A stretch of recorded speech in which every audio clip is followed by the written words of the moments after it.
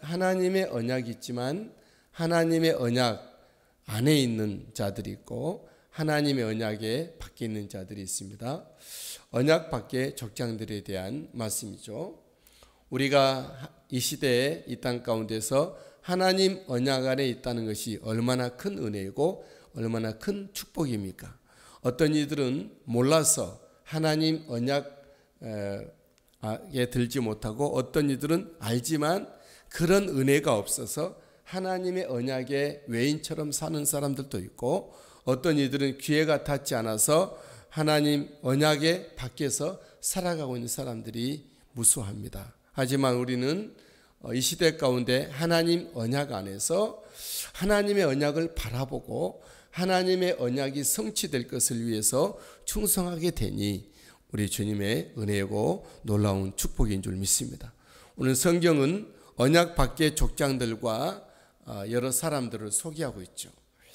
에서 자손들은 그의 조상 에서가 하나님의 언약에서 이탈되는 관계로 모든 자손들이 그들 족장들일지라도 언약 밖에서 살아가는 사람들이죠. 쭉 본문에서 그들의 명단들이 지금 기록되고 있죠. 첫 번째, 에서의 아내 아다의 자손 족장들입니다. 언약 밖의 족장들이. 15절, 에서 자손 중 족장은 이러하니라. 에서의 장자 엘리바스의 자손으로는 대만 족장, 오말 족장, 수보 족장, 그나수 족장과 고라 족장, 가담 족장, 아말렉 족장이니 이들은 에돔 땅에 있는 엘리바스의 족장이요 이들은 아다의 자손이며, 또 에서의 둘째 아내 바스맛의 자손 족장들입니다. 이들도 역시 언약 밖의 사람들이죠. 17절에 있는 말씀 눈으로 보시게 되길 바랍니다. 그리고 에서의 아내 올리바마의 자손 족장들 18절과 19절 쭉 이렇게 말씀하고 있죠. 눈으로 여러분들이 보시게 되길 바랍니다. 여기서 우리가 생각할 것은 이들은 족장들이지만 언약 밖에 있는 사람들. 족장은 오늘날 말하는 추장들입니다. 그 부족, 그 민족의 리더가 되는 것이죠. 왕이라고 해도 되고 모든 것을 관할하고 장악하고 통치하고 있는 그들 족장들, 그야말로 신격화된 그들의 모습. 하지만 그들은 정말 족장이고 신격화되고 모든 부족의 장이 되었지만 모든 것을 누리고 모든 결정으로 혼자 하고 모든 권세와 모든 부귀를 많이 누렸지만 이들은 다 언약 밖의 사람이었다는 것이죠. 언약 밖에 있었다. 한 시대에 풍미하고 살아갈 뿐이에요. 아무 의미 없는 삶을 살 수밖에 없었죠.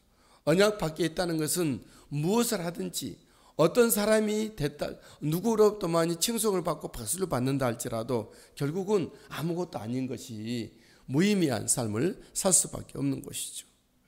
여기 이 사람들은 족장들이지만 에서의 자손이면서 동시에 이방인의 아내 자손들로 소개합니다. 이방인. 에서는 장가를 잘 가지 못했습니다.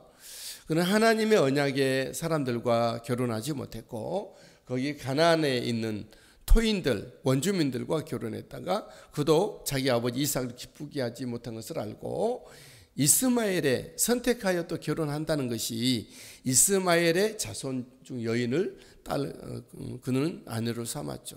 이리 하든 저리 하든 언약 밖에 그런 삶을 살 수밖에 없었는 에서였고 그들의 자손들이었고 그들의 자손들이 족장이 되고 추장이 되어서도 여전히 언약 밖에 있었다라는 거죠.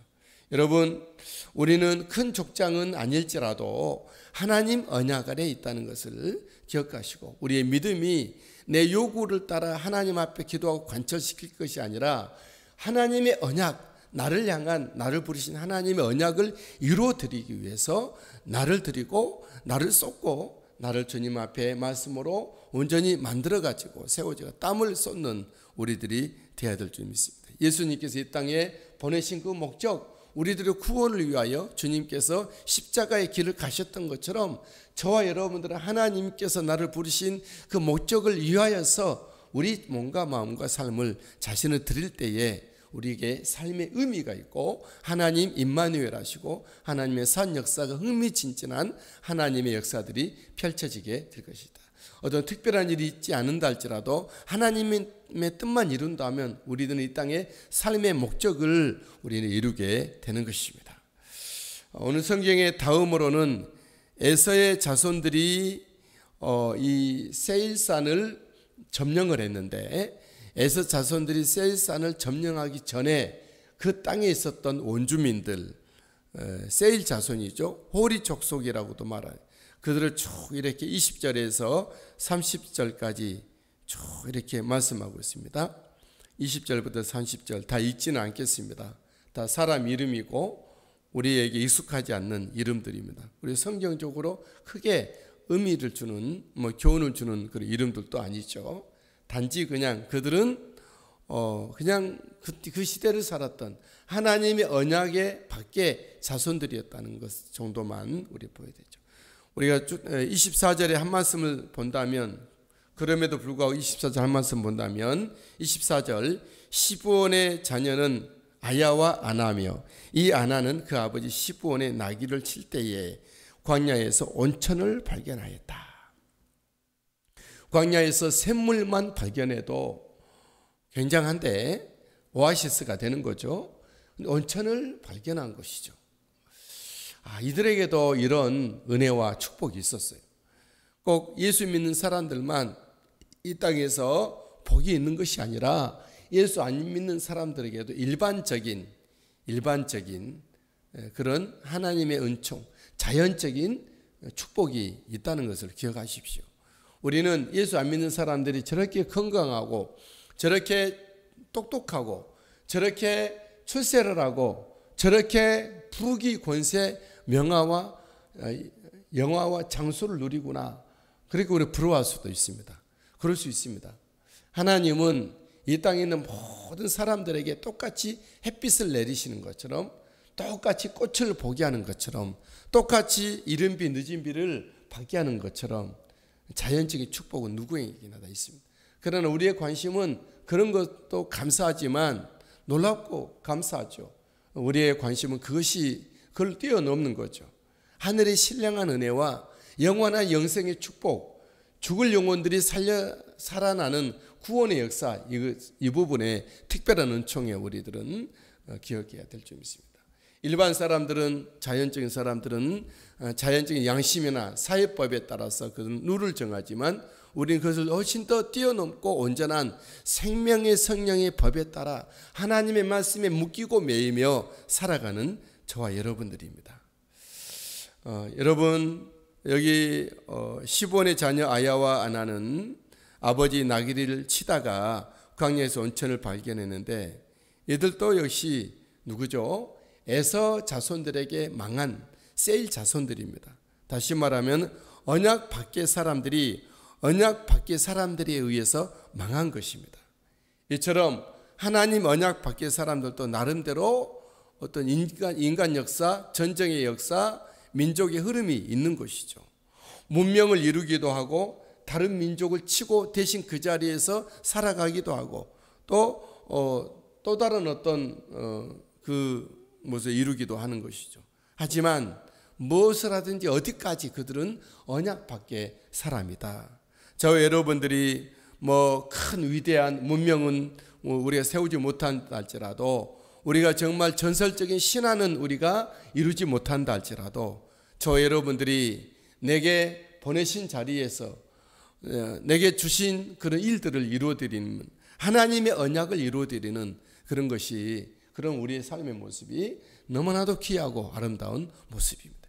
여러분들을 보내신 곳에서 여러분들에게 하라고 하신 그런 일들을 가족의 일들, 하나님의 일들을 열심히 성실히 잘할 수 있게 되게 됩니다. 그 속에서 하나님의 은혜가 있고 그 속에서 행복이 있고 거기에 축복이 있고 거기에 놀라운 하나님의 나라의 그런 확장이 있게 되는 것이죠. 그곳에 하나님의 성령께서 불꽃같이 역사하시고 하나님의 또 다른 일들이 계획이 되고 기한이 되고 펼쳐져 가게 되리라 믿습니다. 저 여러분들이 하나님 언약 안에 있고 하나님의 언약을 가지고 하나님의 언약을 이루면서 살아가고 있는 생명의 삶, 생명의 삶, 이 생명의 삶을 살아가고 있는 것이죠. 단순히 예배드리고 믿고 이런 것도 감사하지만 생명의 삶을 하나님의 언약의 백성, 아브라함에게는 열국의 아비가 되고 사라에게는 열국의 어미가 되고 리브가에게도 너는 열국의 온 나라 민족의 열방의 어미가 될지다 축복했던 것처럼, 야곱이 그런 이스라엘의 꿈을 꿨던 것처럼 예수님의 제자들이 멋모르고 주님의 부르심을 받아 따라와서 정말 얼떨떨하게 제자가 되고 사도가 됐지만 그들을 통해서 펼쳐질 하나님의 일들을 보십시오. 세상이 감당하지 못할 사람들이라라고 사도행전에서는 말씀하고 있지 않습니까? 저와 여러분들을 주님께서 붙잡고 생명의 역사로 쓰실 하나님이 계시니 그 은혜 가운데 거하시게 되길 바랍니다. 저와 여러분들이 하나님 언약 안에 사람입니다. 언약 주님의 이름으로 축복합니다.